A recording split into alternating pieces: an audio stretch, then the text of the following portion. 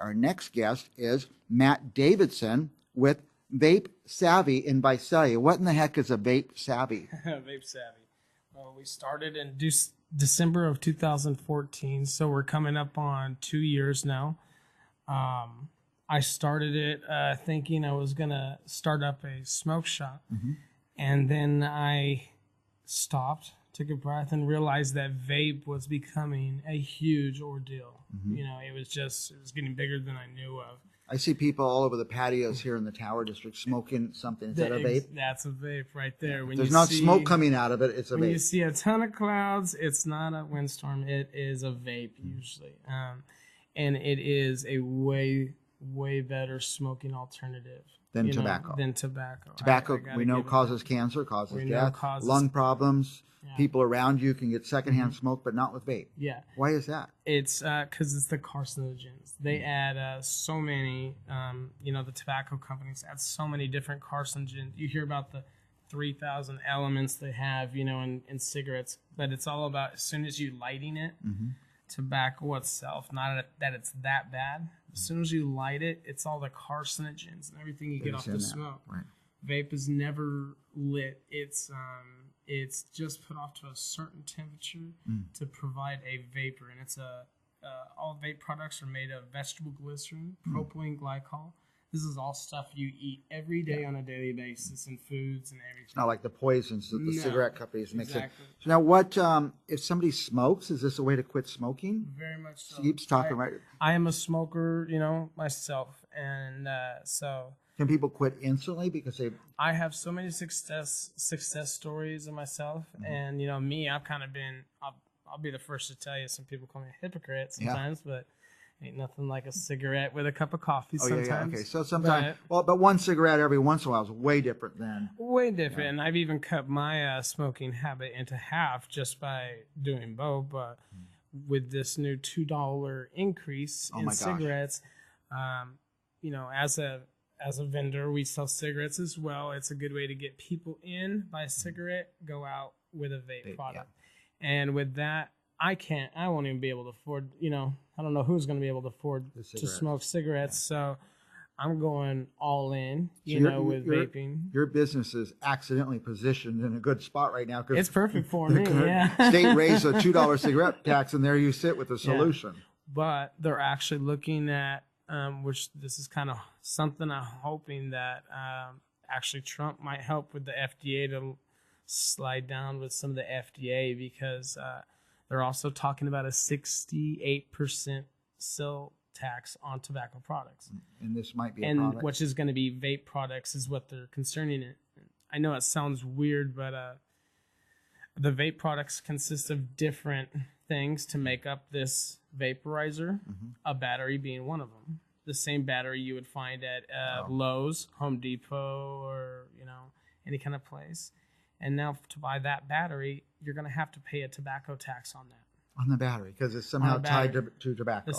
The same battery you could find at Lowe's, Home Depot, anything. So it's kind of like if you were going to go in Walmart and buy a set of wine goblets, would you pay an alcohol tax on wine goblets? That's crazy. No, so those are some of the things that are going to be coming up ahead of us that we're going to really have to find out and hopefully get some leniency with us, but altogether everything's political. So it's political. Yeah, I think Trump presidency might be more likely to cut through some of that red tape. He wants to see jobs, and with that, that could put so many businesses, jobs right under, and it's a safe alternative. Now, can we get into something a little more controversial? And I don't know if you guys know anything about this, but what about the new marijuana laws? Oh, man. Do people use these devices that you have to smoke marijuana? Yeah, they have different vaping devices. They have for concentrate, which is for a concentrated marijuana. They have for regular marijuana, which they call dry herb. And for those, we do carry the vaporizers, but we get asked every day, ever since this new law passed, if we sell weed, and that's a big no. All smoke shops, all vape shops are actually exempt from being able to carry that license. So now it seems natural that you are already set up to be able to sell the recreational marijuana, but somehow the legislation excluded you. Oh yeah. They don't want the, how would you say it? Like a bar, they're only going to sell you a shot glass. They're not going to sell you the whole bottle and a 12-pack to take home with you. We're the ones that sell the 12-pack to take home with you. But it seems like you guys would be the ones who have first the ones in experience, line with the knowledge, the apparatus. You're already, brick and mortar, cash registers, swiping credit cards. It makes sense. Well, I knew to know this. I wish I could. It would be great, I only know a little bit about this because I served in the legislature for a while. But the legislature can clean that rule up. That's what we're hoping for. Otherwise, we've been writing our governor. We've been writing. There's good organizations out there fighting for vaping causes. CASA, There's a lot of stuff out there that can help. Do they want to keep it being sold by people on the street that are growing illegal crops? I mean, it makes more sense to get a legitimate business involved that's already set up. That's exactly it.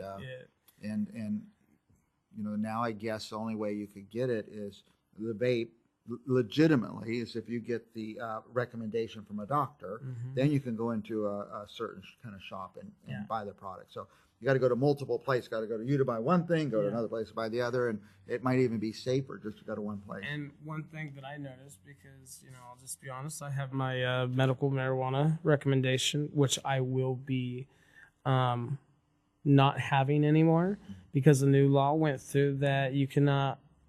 They don't want you owning any guns if you have a medical marijuana license. I know that's probably another topic on itself. Yeah.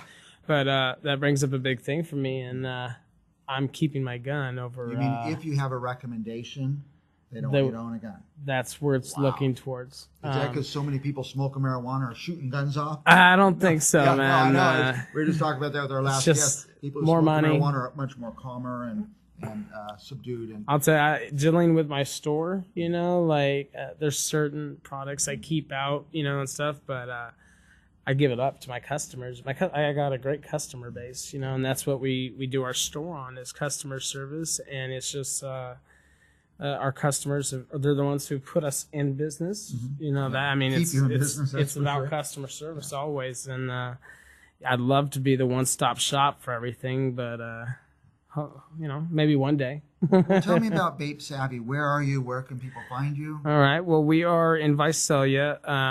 We're actually on Lover's Lane, directly kind of off the freeway, right behind 7-Eleven parking lot. We're in the same parking lot as 7-Eleven, directly behind it. And like I said, they always say there's 3 keys to a good business: location, location, location. And no offense, there's a lot of truth to that, but mine is customer service, customer service, customer service, and price. So we try to do our best of having a good price point, having general knowledge, because a lot of people you'll find they don't get enough time taken out to know their device, and we need safety. Is our number one concern, that they know what they have and that they're being safe with it. Yeah, and they can.